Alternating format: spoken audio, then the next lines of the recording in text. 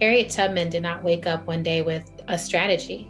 She woke up from a dream. She saw that her people were free, right? They were what, 7, 8 generations into slavery at that point? There was no guideline to be like, yeah, we can be free. She imagined it, and then she bent reality. And I think we all have to do that. What if I told you that the ability to imagine is humanity's most powerful tool and our most dangerous weapon? Oppressors used imagination to build a world where Black bodies were enslaved as chattel. After hundreds of years of enslavement, Harriet Tubman imagined and manifested what seemed impossible: a life of freedom. What if we could do the same? What if, like Tubman, we could bend reality to fit a more just, beautiful, liberated vision for Black life, unlike anything we've ever seen in our lifetimes? I'm Jay from Push Black, and today we're talking about the future. So we talk a lot about history on this podcast, but it's just as important to talk about the future. What it's gonna mean to be Black in 50 years, in 100, for ourselves, our kids, our grands and great-grands. But you gotta get creative to see beyond what's here. There's one genre of art that often deals with the future. This is science fiction. It hasn't always felt like a genre welcoming to Black people, but writers like Octavia Butler, N.K. Jemisin, and this week's guest, Adrienne Marie Brown, want to change that. Brown has spent a career talking and writing about science fiction and Afrofuturism, exploring how these concepts might hold the key to bringing Black liberation from the unknown future down to the present. Brown is the co-editor of Octavia's Brood, which is a collection of stories that bridges the gap between science fiction and social justice movements. She's also the writer-in-residence at the Emergent Strategy Ideation Institute, a collective that uses the wisdom of nature to develop strategies for social change. Now it's our turn. Are you ready to imagine something you've never seen? If so, then you're in the right place. Let's do it. What does Black liberation look like to you, and how does your work contribute to that? One of the books that I wrote that came out 2 years ago now is called Pleasure Activism. And I bring that in because my vision of Black liberation has shifted over the years. It used to just be like, I just want us to be free. I want us to be free.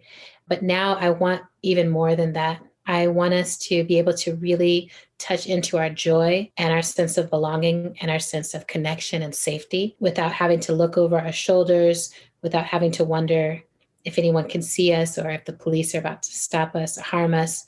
I really want that level of Black resilience to be something we're not holding against the harm that's caused to us, but something that's just able to be. So that's one of my big, big views of like what I want Black liberation to look like. And a lot of it is measured by the children in my life and the children in the world. I want children to be able to look at adults and see liberated and joyful Black adults around them who can parent them well and love them well and caretake for them well, because we're not under duress of trying to survive a system that is constantly trying to kill us. And my work on that, I wrote Pleasure Activism. I've studied Audre Lorde.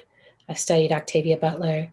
And I'm constantly trying to write and invite people into conversations where we talk about what's the future we actually want, and not just what's the best we can negotiate from people who have consistently oppressed us. But what do we actually want for our people? What is our vision? What is the vision for Black people and African diaspora people that predates our trauma and that will take us beyond our trauma? What is Afrofuturism? As it was originally articulated, the idea of Afrofuturism is like Black people thinking about projecting themselves into, writing ourselves into the future. And it was actually named by a scholar who was not Black, Mark Derry, but was looking at the pattern that was emerging of this particular kind of writing from a bunch of Black authors in that time. And I want to name Nnedi Okorafor who is a Nigerian American science fiction writer. And she talks about African futurism, that there's also other ways, other places to look at the future that are not rooted in the US experiment, which I always find comforting to just remember that there's so many people who share our lineage, who have had different experiences. And what we're trying to write is a future that's broad enough for all of us. But that's the basics of Afrofuturism. You know, when I talk about Afrofuturism, what I mean is there are Black people in the future, and we are self-determining what that means, like how we will occupy the future in a way that is powerful for us. So how does this differ from, maybe just having a Black character on a Star Trek movie or something? I loved all the Black characters on Star Trek. Of course. I was a Geordie sweetie. But I really feel like the major difference to me is who gets to be the center of the story. And one of the books that my co-author, Walida Imarisha, and I put out is called Octavia's Brood. And we were exploring the idea of visionary fiction because we were like, how would it look if we weren't the sidekick, if we weren't the side character, if our concerns weren't secondary or even tertiary, third concerns, right? What would it look like if our stories were the central story? And how do we get ourselves accustomed to our stories being the central story? And the effort it takes to write those stories and read those stories, it means in some way for Black people who are so used to being decentered in the narratives that concern us and in the worlds that we build, it means we have to really reclaim ourselves at a narrative level, but also at a spiritual level. The trauma of being in the US story is that we're constantly told that we are the minority, we are here to labor, we are here to work, we have to fight for every right that we have attained. And it is so liberating to be inside of a story that doesn't have those limitations, a story where we are the protagonist, where our children are the most important children in the story, and what happens to them determines the good, the value, the power of that world. So I think it's very different. It's the difference also between being included in someone else's version of the future and actually getting to articulate our own. And that's really fascinating, the last point you made, because I do believe that often, we're expected to, and I would say trained to, work within the realms of the system that was constructed by others that aren't in our community. They give us these sort of guidelines and rules and say, okay, we can try to do something, but it has to meet this criteria. But what you seem to be talking about is more visionary and sort of breaking outside of that box. So how do we, as a people, create that? And is it necessary that we have a shared vision, or could it be individual? I mean, I'll say a few things on this. One is, I don't think we have to have a shared vision. And I think we've actually spent sometimes years, decades, trying to fight for like a single shared vision. I think what's true in nature is that biodiversity is what survives. So when you look at a healthy forest or healthy jungle, it's not one type of plant or one type of tree growing in every direction.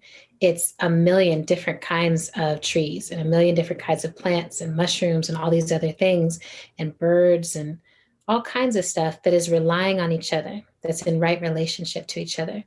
I long for that for us as Black people, for us to have many, many different opinions, many different ways of being and moving forward that are outside of any small stereotypes we've been given for ourselves, and that we celebrate all those different ways that we are thinking and being, but that we have a common sense on the other side of it that we all fight for our liberation. None of us will sell ourselves, right? Sell each other to those who wish to cause harm for us. And that feels important to me. In terms of the how, I think the work of Octavia Butler and Nnedi Okorafor, Tananarive Due, and other Black futurists is part of the how, which is we have to literally write ourselves in, right? We have to write ourselves in. We have to come up with visions for ourselves that are more compelling than staying in the compromises of oppression that are currently asked of us. And I think when we don't have those visions, then it becomes very hard for people to actually fight for what we need, right? We fight and we end up compromising ourselves again and again. And I'm really interested in what's beyond the compromise. What does it look like for us to live as an uncompromised people? So I'm trying to imagine that all the time. And I write about that all the time. And it looks like a lot of healing. It looks like a lot of play. It looks like a lot of pleasure. It looks like a lot of harnessing our power. You mentioned that there were a group of writers doing similar things in this space at the time. Can you say more about that? Like, why was this taking place at that particular time? Yes, there was a number of writers, and the two that I point to most frequently are Octavia Butler and Samuel R. Delany. And they were both Black people who came across science fiction and thought, I can do that. I can do that. I can write something I think that'll be as powerful, if not more powerful, than what I'm reading right now. And initially, it was just the two of them. And then slowly, people started to read and to see what it felt like to have a Black protagonist written by a Black author, and how much was lost when white people were trying to write Black characters. So I think they started to influence and create a field. And before you knew it, by the 80s, mid 80s, I'd say, it was a very vibrant field. And now it is a very vibrant writing field. There's more authors than I could name who are creating in this realm. And many of them are award winning now. For a long time, our writing was not viewed as literary, but Octavia Butler opened up a lot of that space as well. She was the first science fiction writing Black woman to win the MacArthur Genius Grant, which is both a financial award, but also a huge reputation, award for someone to be called a genius officially. She won that. She won the Hugo. She won the Nebula. These are the top prizes that you can win within science fiction writing. It's like the Oscars of science fiction. So it was like these folks were writing. At first, they were rejected. And then they basically built a world in which people could read and understand them. And Black people bought those books. We love them. We needed them. And to this day, I love meeting people who are like, I remember the first time I read Octavia Butler. I remember the first time I got to see myself as a lead character and how transformative it was. Speaking of just writing about the future and Black people in the future, a lot of speculative fiction is pretty dystopian. It's a vision of the future that if we don't solve today's problems, then something terrible is going to happen. Are these types of visions for the future useful? And if so, how, or if not, how? I always say I think it is useful to have these dystopian texts as a warning, right? To give us a chance to play out what is likely to happen and how would we survive in those circumstances. So, the parable of the sower and the parable of the talents is about an extremely dystopian vision of what happens in the US. And Octavia wrote that text in the 90s. And the slogan, the campaign slogan of the president who runs for office in those books was "Make America Great Again," right? So, she always said that. She was like, I wasn't a prophet. I just was paying attention to the conditions around me and what could happen. So in that way, I think it's always really important to engage. Like right now, we're living in a dystopian and apocalyptic time. We're living in a plague. We're living in economic crises. We're living in racial crises. Writing utopian things is not going to disappear our need to survive these conditions, right? So I think that helps. But something I always point out to people is that in real life, dystopias and utopias don't come separately. Usually, dystopias are created by some people living in a utopia. So even right now, there are super, super, super beyond imagination wealthy people who have benefited greatly from us having this massive pandemic. Something that has been the worst experience of many of our lives has been a great financial benefit to others. They are living in a utopia. They have all their needs met. Everything they want is delivered to them. A good friend of mine pointed out that the pandemic has basically been rich people ordering things that poor people delivered to them. And that's how we've moved through it. Those kind of situations help me understand that instead of pulling apart utopia and dystopia, I always want to pay attention to who in the story is serving, who is enslaved, who has agency, who gets to choose what work they do, who gets to choose how their children are cared for, and how do we make sure that those basic human rights are spread amongst as many people as possible. That's what we need to be writing and practicing if that's what we want to see come into existence in real life. So, how do we practice that? For someone listening right now, what are some of the tools or mindsets that can be put in place in order to push us towards a future that, we see ourselves as the agents, as the center of the stories? There's a few basic things that I do and I practice myself and encourage others to do. One is to read as much science fiction, as much fiction as you can. Read books that are visionary. I find it really helps me to just think through, to be like, oh, how did this person imagine that we could practice liberation together? And how did someone else do it? That can help start to spark in you your own ideas for, well, how would I do this differently? So one is to just read. And I often tell people who are like, I don't have time to read. I'm like, just redistribute 10 minutes a day from your social media time to a book. You'll find if the book is good, you'll start redistributing more and more time to that book. And I think you get more nourished from those kind of texts than you do from the endless scroll necessarily. So that's one piece. And then when we put the book Octavia's Brood out, so Octavia's Brood is from people who are, would call themselves organizers, activists, social justice people. And the idea is that we're looking ahead. If you're trying to organize and create change in the world, then you're already engaged in some kind of science fictional behavior because you're trying to create a world that we've never seen before, right? We've never seen a world without homelessness. We've never seen a world in which everyone had food to eat and education, not in our lifetimes. So the way we did that was we had people submit these stories to us, and then we went around the country and we did these visionary fiction workshops where we would get people together in collectives and have them talk about what is something in your neighborhood, in your community right now that needs more vision brought to it. And people had tons of ideas, tons of answers. And not everyone is a writer, so sometimes people get really daunted by the act of writing. But I argue that every single person has a piece of the future inside of them. So if you're a writer, you can write that piece. But if you're not, you can just say that piece. You can dream aloud with other people. You can co-create things together. So the collective writing process, I think, is a really beautiful one. And it's pretty simple. You just brainstorm, like, what are things we want to attend to? So I live in Detroit.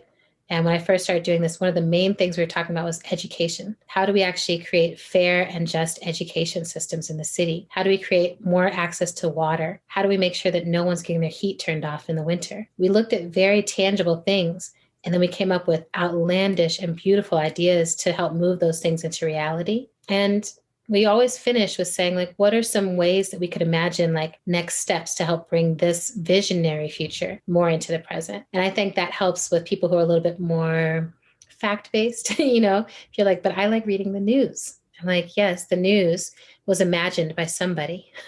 Everything that's the news for us right now, someone else imagined that. Even basic ideas, the idea that people that were white were supreme, a white person imagined that. That's not true. It's not based in science. Men are not superior, right? There's so many things like that that we take for granted because someone imagined them and made them seem true to us. I often talk about this when the police shoot one of our members of our community, that they can go into court and say they imagined that that person was dangerous. And that imagination that they have is so powerful that the police officers will get off. So I'm like, what would be the outcome for Mike Brown or Trayvon Martin or all these other people if we didn't believe so deeply in the white imagination? And if we understand the power of that imagination, then how do we actually harness it together to imagine a world in which those kind of harms could never happen to our people? That's amazing. I appreciate you laying that out. And as a side note, so years ago, I started writing a piece and I spent all this time imagining, what the world should look like for this story I'm writing, and got so caught up in the research and the world building. I've never finished the story because then I became caught up in doing that work in the real world. But you're living the story. Absolutely. Absolutely. And so it's very exciting and encouraging hearing that you have gone around the country doing this with others. And are these folks who are writers or just community members who you're engaging with? So mostly community members, because, what we found was a lot of people don't see themselves as visionary. They don't see themselves as writers of the future, or they're hiding that. I think of it like hiding their light behind a bushel, like I know so many people who are like, I'm going to be a writer one day. But right now, things are not constructed to easily be able to pursue your art or your writing. So I love getting organizers and artists and just workers, folks who are like, I work hard every day. And everyone who works, everyone who lives, everyone who breathes, everyone who feels, they have ideas for what the future could look like. And one of the places I learned this the most clearly was when it came to disability justice and people who have disabilities. That over and over again, I would show up for a workshop or show up somewhere, and there would be people complaining because they're like, we can't get in the space, or the space is not designed for us, and there's no bathrooms that have wheelchair access, and like there's all these problems with this space. And I was like, well, how could we do this better? Because this keeps happening. And the answer was, stop imagining it without us. So I'm always like, if you really want people to be able to inhabit a world, invite them to imagine that world. Invite them to imagine the building, the neighborhood, right? Where their children will play, where will the food come from, how will they transport themselves around, like people have ideas about these things. Thank you for that example. I'm interested in other examples you may have of ideas or concepts that folks involved in these workshops brought to the table that, really excited you, or things that stand out in your mind from members of the community as far as their vision for the world. One of the things that has been really exciting to me that I saw come out in a workshop and then later got to learn that people were actually practicing was the idea of liberating resources, liberating utilities. And like I said, I live in Detroit, and one of the things that happens almost every winter is they'll go around and turn people's heat off. And, people rarely don't pay their heat bill because they're like, I just want to be cold out here, right? It's like people are facing serious economic crises. So someone wrote a story in which there was a brigade that would go around and turn the heat back on. And that it was a direct action that they would take to support their community. And then I saw that was happening in the community later, and I feel like there's certain things like that once we imagine it and we recognize well, this is our place. We do the labor, we do the labor that makes the city run, that makes the buses run, that makes the schools run. And the pandemic, I think, has been so elucidating. Is when you look at who are essential workers in this country, it's Black and brown workers primarily. And I don't think that's an accident. I think that the country was shaped to benefit off of the labor of Black and brown bodies. When you get that to happen in a workshop where people are like, wait a second, all of this is ours. Why are we accepting someone coming into our community and taking resources away from those who need it? We actually won't accept that anymore. It starts to change how you see your role in a community, right? We had similar things with water brigades, people going back in and turning the water back on at the level of the pipes, just saying we don't have to stand by and watch our people go thirsty, hungry, or cold. We know what to do. We're the ones who run most of these systems. So things like that always excite me. It excites the rebel in me, but it also excites the part of me that's just very pragmatic. You don't wait for those people who have oppressed you forever to have a change of heart necessarily about what the future is going to look like for you. You start to determine what you want that future to look like, and then you make it impossible for anything else to come to pass.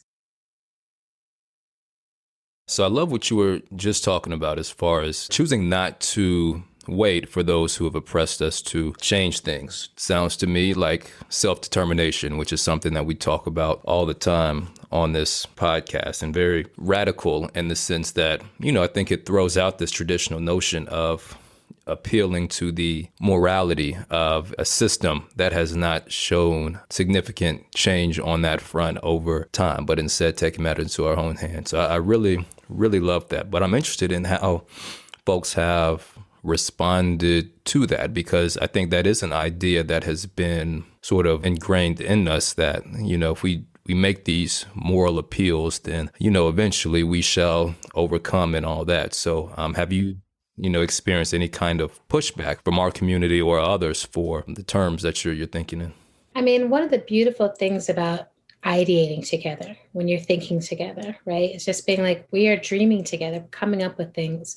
And one of the things I often tell people is the person who writes it isn't always necessarily the person who does it, right? The person who imagines these things and puts them into the world, sometimes they get to be the one who follows through, but sometimes they help provide a vision for others of this is how this could happen. This is what this could look like.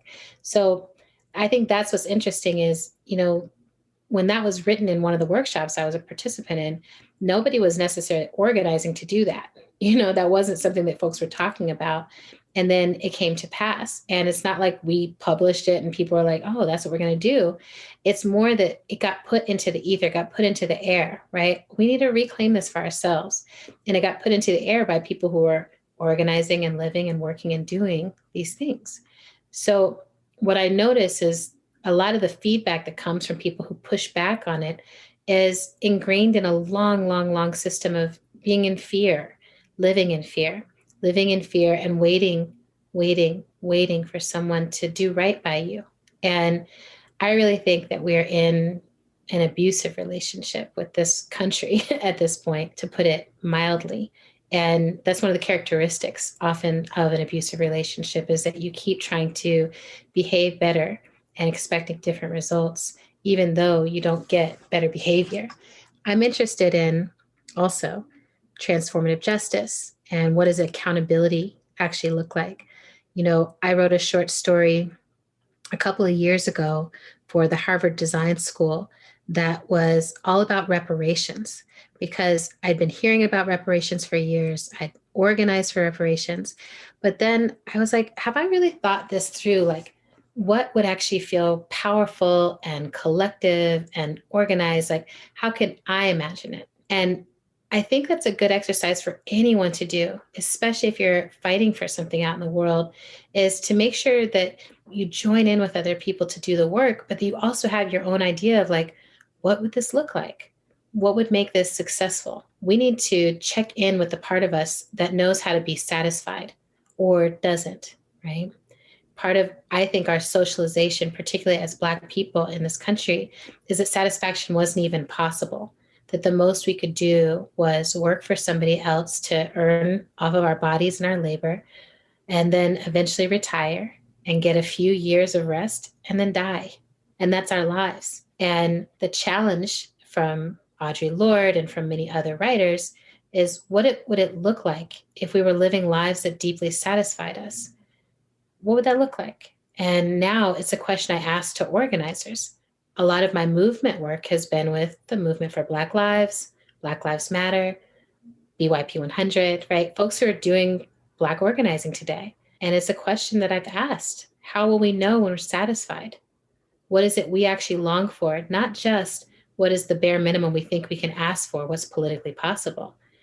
To me, this radical imagining work that we're talking about today, that's how you move beyond what's possible in a limited perspective right now that has mostly been designed by white people who didn't love us, to what we actually need to experience liberation in our lifetimes as Black people. For you personally, what's that point of satisfaction?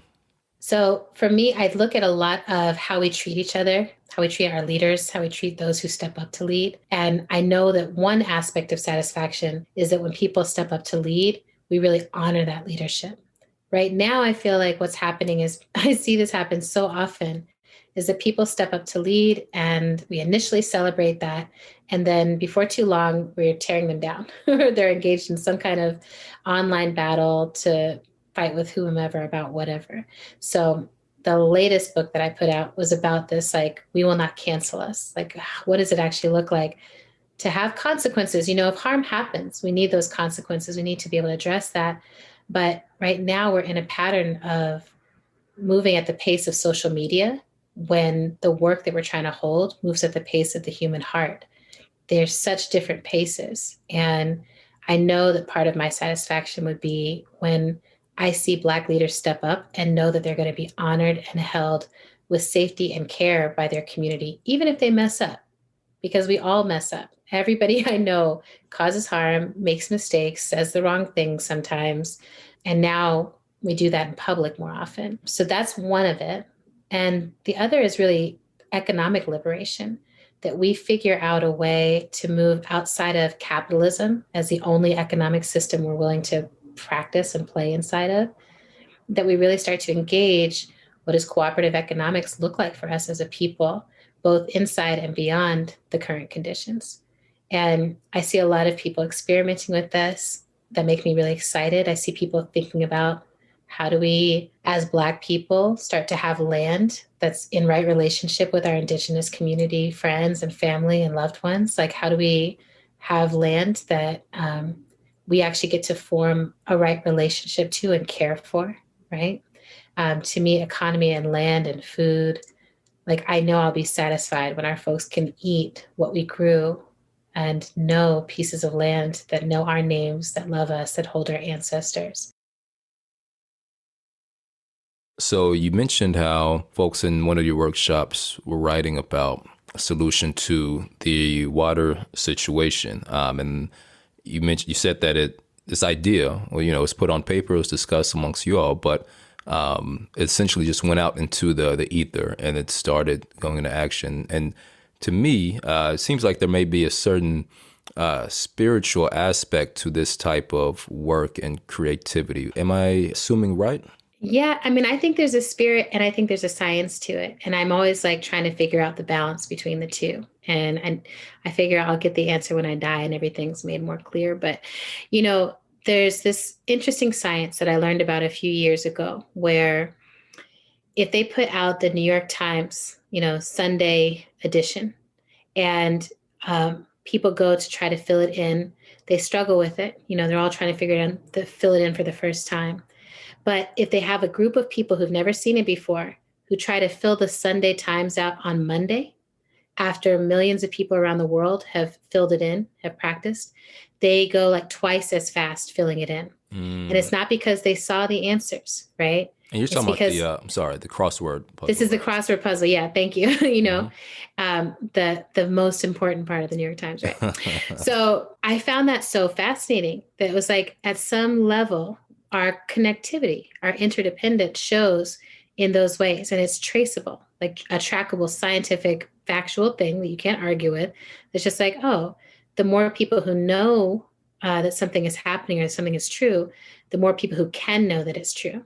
The same thing has happened many times throughout the world when it comes to invention, that someone will invent something and shortly thereafter, disconnected people in different places all have that same breakthrough. It's like, oh, it's time for humans to have this now. It's time for humans to figure this out now. So I apply that kind of science to the way I approach a lot of the visioning and imagination work I do. Is I may not be able to explain exactly why, but I know if a lot of us think about liberation and think about it this way and this clearly and with a lot of intention, we can change what our people understand or think is possible, right? It changes the way the conversation flows.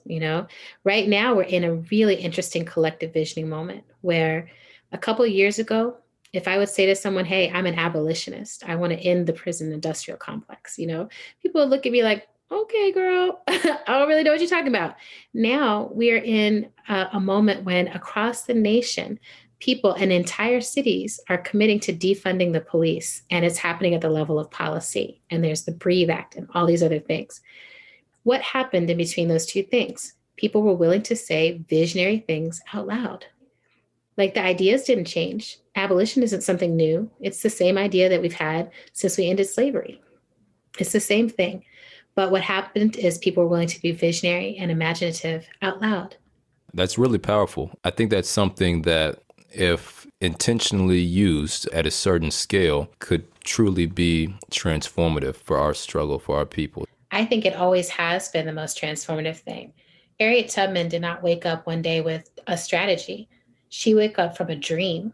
She saw that her people were free, right? She woke up from that dream and then she was like, okay, this is my work. My work is to make that dream a reality because I can already see it and I know.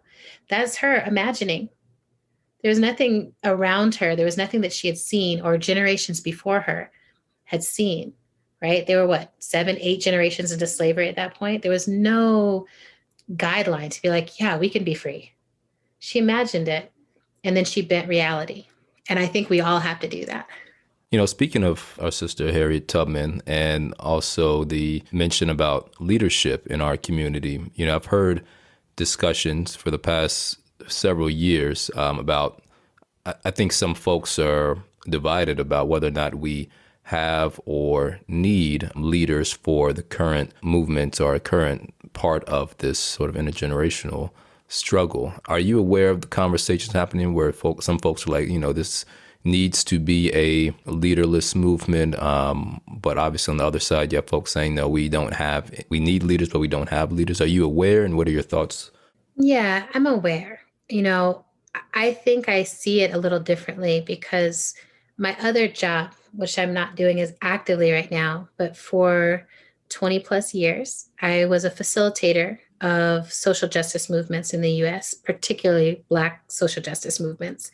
So, when I hear people say we don't have the leaders, I'm like, I can point you to 20, 30, 100. I actually know so many people that I think are exactly the right leader in the right time and in the right place. What I think is we're in a different phase of how we navigate celebrity culture and how we navigate the singular leader. So, one of the things that I believe very deeply is not a leaderless movement, but a leaderful movement. That we actually have so many people, so many leaders, that we're less vulnerable. And I think this is one of the deepest lessons that the civil rights movement left us with, right? As we grieved all the assassinations, all the infiltrations, all the harm that was done by COINTELPRO from that period.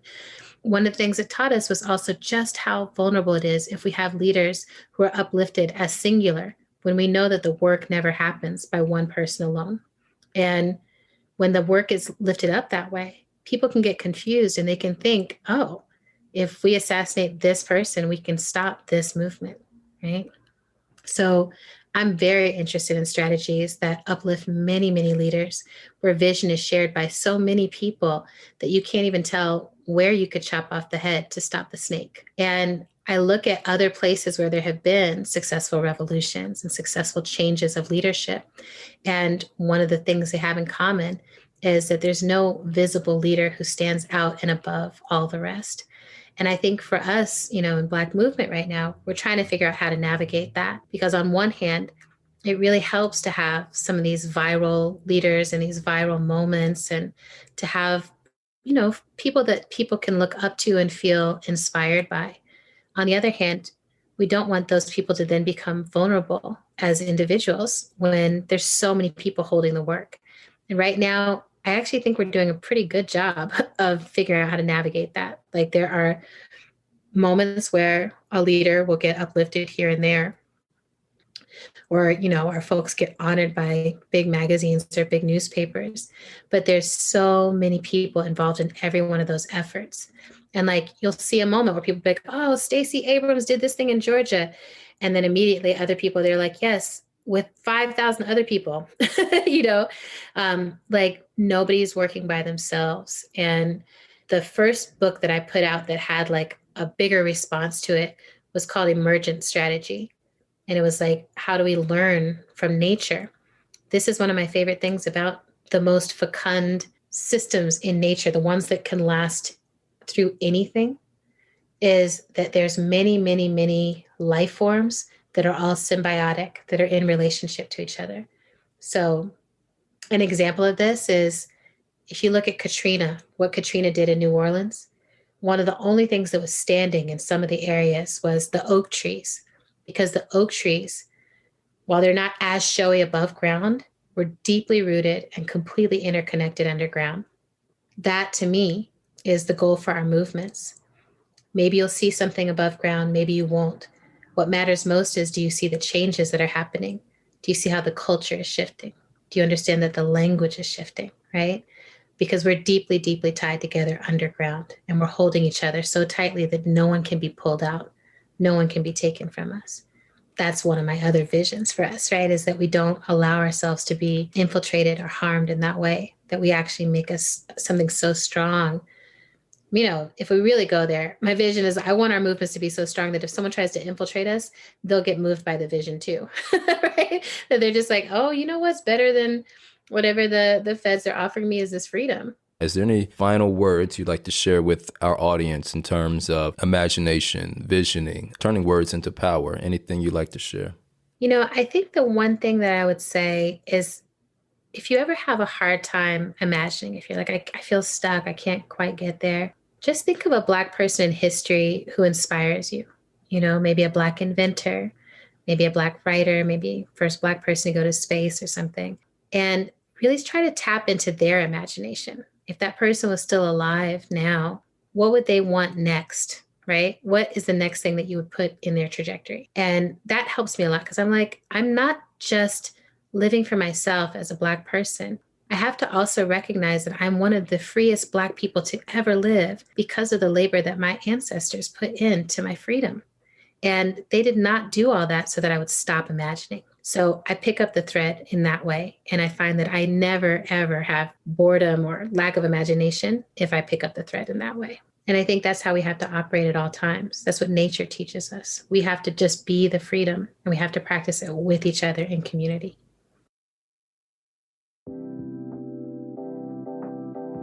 And just like that, we're at the end of this episode of Black History Year.